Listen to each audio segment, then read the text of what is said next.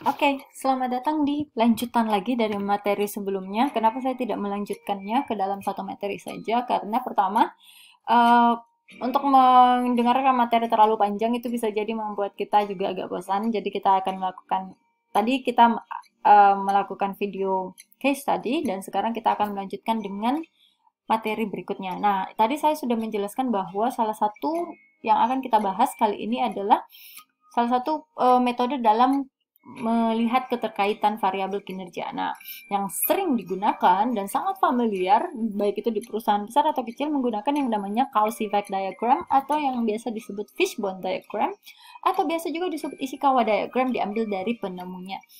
Kenapa fishbone diagram? Kalian mungkin sudah bisa menebak, ya, benar sekali, diagram ini berbentuk tulang ikan. Nah, cause effect diagram karena memang diagram ini akan memperlihatkan kalian apa penyebab dari efek yang telah terjadi atau apa penyebab dari masalah-masalah yang terjadi di perusahaan. Kita langsung saja sedikit penjelasan tentang cause and effect diagram. Langkah-langkah dalam membuat cause and effect atau fishbone diagram. Pertama, kita akan menggambar diagram tulang ikan, gitu ya. Jadi tulang, ada cabang-cabangnya gitu, terus ada kepala ikannya. Lalu kita tulis masalah atau isu atau efek dari sebuah kegiatan di kepala ikan tersebut, gitu kan? Itu menjadi efeknya nanti. Nah, lalu kita beli label pada tiap-tiap tulang dengan kategori, bisa menggunakan 4M, 4P, atau 4S, gitu, atau gabungan dari semuanya. Kan diagram itu ada ininya ya, ikan itu ada tulang-tulangnya, nanti kita isi masing-masing di situ. Nah, nanti setelah ini kalian bisa lihat lebih jelas. Keempat, kita brainstorm untuk mengidentifikasi faktor-faktor dari tiap kategori ini, mencari subkategori. Dan kegiatan ini, prosedur ini diulangi untuk masing-masing faktor untuk menghasilkan subfaktor. Setelah itu, lanjutkan sampai tidak ada lagi informasi penting yang tertinggal. Apabila kalian bertanya, mengapa ini terjadi?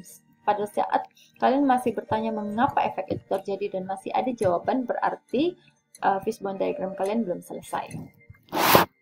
Next, analisis hasil dari diagram dan temukan hal yang berulang pada kategori yang berbeda. Biasanya kita sebut karena hal yang berulang itu kategorinya berbeda tapi halnya sama, itu disebut penyebab yang paling umum terjadi atas efek atau masalah yang timbul. Sedangkan dari penyebab paling umum itu disusun prioritas yang menentukan penyebab yang paling mungkin terjadi. Saya akan memperlihatkan contoh dari fishbone diagram. Teng.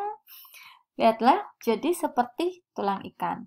Di sini, di ujungnya, di kepala ikannya ini kita lihat, ini adalah efeknya. Efeknya itu adalah, atau masalahnya adalah bad burgers. Jadi burgernya nggak enak atau rusak atau tidak sesuai SOP atau gimana.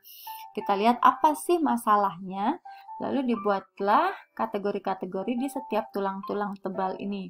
Di sini kategorinya ada 6, dia memakai 4M. M pertama itu materials, methods, machine, and measurement. Lalu menggunakan salah satu dari P, personal, dan menggunakan variabel lain yaitu environment. Kita mulai coba satu persatu ya. Bad burgers itu penyebabnya adalah materials. Kita lihat subkategorinya dari materials itu, masalah yang apa yang bisa ditimbulkan dari materials. Mungkin materialsnya atau ingredientsnya itu atau bahan bakunya itu raw atau mentah. Nah, alasan kedua bisa saja karena packagingnya itu tidak higienis, gitu kan? Nah, di material yang mentah itu atau bahan baku yang mentah itu kita bertanya lagi mengapa bisa terjadi bahan bakunya mentah, gitu kan? Dan masih ada jawaban. Bahan baku mentah itu karena dia tidak fresh, karena dia tidak membuatnya sesuai dengan resep, gitu kan?